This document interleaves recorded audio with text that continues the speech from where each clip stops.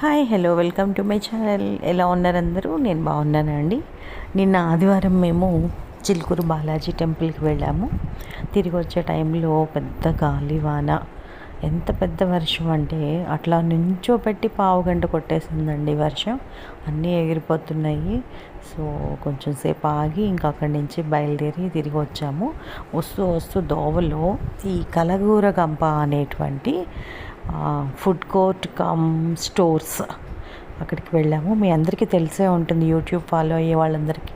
కలగూరగంప శ్రీదేవి గారిది. సో మేము ఎప్పటి నుంచో అనుకుంటున్నాం వెళ్ళాలని.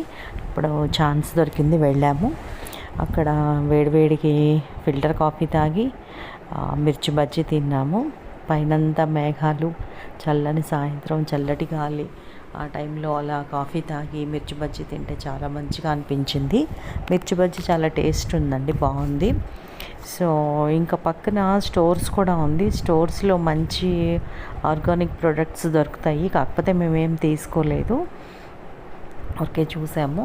దీని పేరు అగ్రహారం అని కూడా అంటారనమాట. ఎందుకంటే ఇక్కడ ప్యూర్ వెజ్ ఫుడ్ కోర్ట్ కూడా ఉంటుంది.